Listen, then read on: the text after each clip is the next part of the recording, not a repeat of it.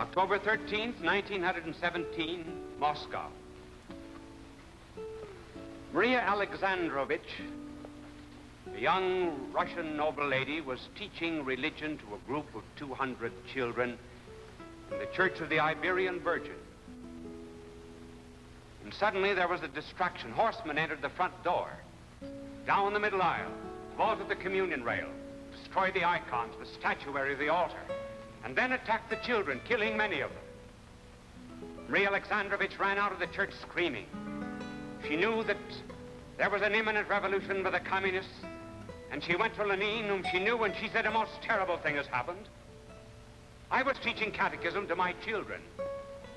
Horsemen came in, charged them, and killed some of them. Lenin said, I know it. I sent them.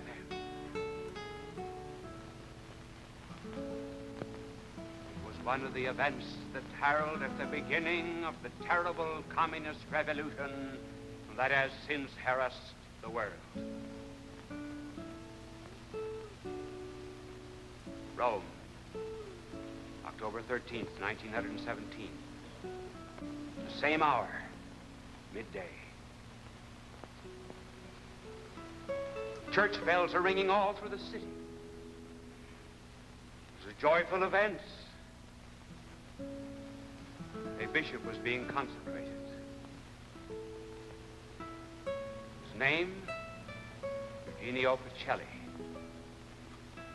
A man who then was not very well known, but who one day would come face to face with this great revolutionary force and would become the greatest spiritual force in the world against it.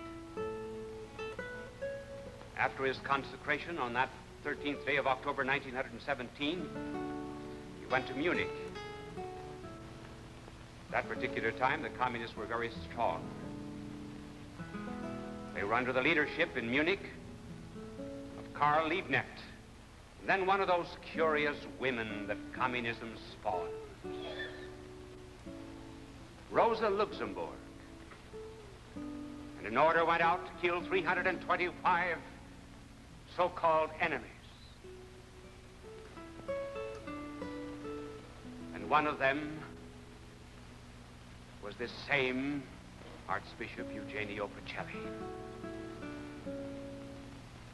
The commander of the Southern Communist Army, whose name was Eiler, Brother Seiler, and his aide-de-camp, Brongratz, brought in some soldiers with hand grenades. Seiler himself was armed. They got into the house by a kind of a ruse, and they hid behind a curtain, waiting for the footfall of this man of whom we're speaking. And as he walked down the corridor, Seiler was hiding behind a curtain. And he threw out his gun to shoot him, and the gun struck the pectoral cross on his breast. Fell to the floor. Archbishop Pacelli reached over and picked it up, handed it back to Seiler, said, here's your gun. Kill him if you wish. I am only interested in the souls of my people. Seiler and Brongratz went back, and they were unable to explain why they did not get their man. They could not explain why they were haunted by that lean figure. There was only one thing they did know, and that was that from that time on, that man would be afraid of absolutely nothing in all the world. That man became Pius XII. And that pectoral cross that he was wearing that night, I am wearing now.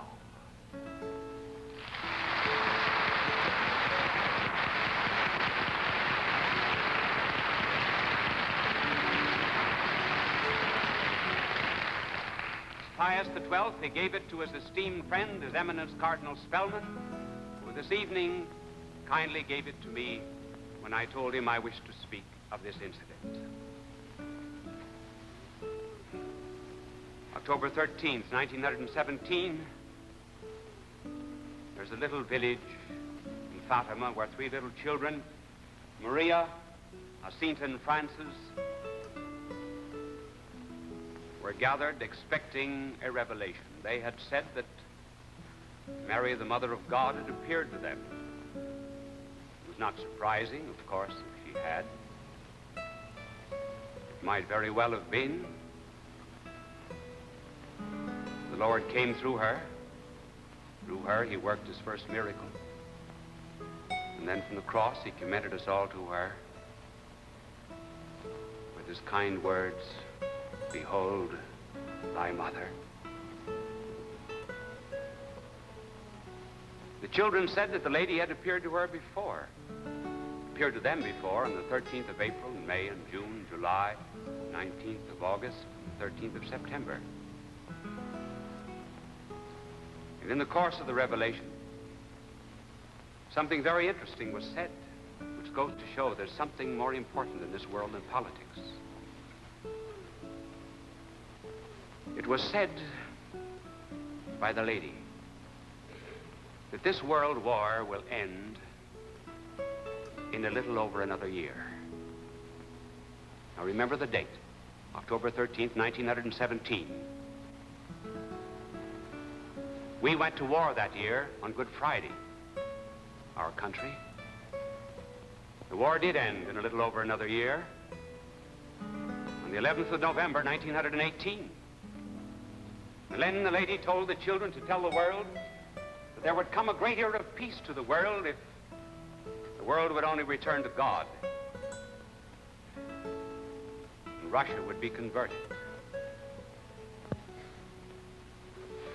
But, she said, if the world does not return to God, the close of the next pontificate, that is to say in the year 1936, there will be the beginnings of a second world war in Spain. So evidently heaven regarded that civil war as the beginning of World War II. And then she said, but to prevent it, I ask that men do penance and prayer and return again to God. If they do not do penance, there will come World War II, which will be more terrible than World War I. Nations will be destroyed, cities blotted out, the good will suffer persecution, Russia will spread its errors and persecution throughout the world, and the Holy Father himself will suffer much. Then she gave a word of hope, but in the end, God will triumph. The Second World War need not have come. It was unnecessary. Wars are not just made by politics. Wars are crises and judgments that come upon us because of the way we live. But there had to be some sign that this revelation was true. And 70,000 people gathered at Fatima this particular day with the children. Now, what is interesting is that most of them were unbelievers. Portugal in those days was anarchistic, communistic, atheistic, anti-clerical. They came out of curiosity. Some of them doubted, most of them doubted that anything would happen, but the children said that the lady told them that there would be a great miracle, which would be a proof that she had actually appeared. And the proof was what was called the miracle of the sun.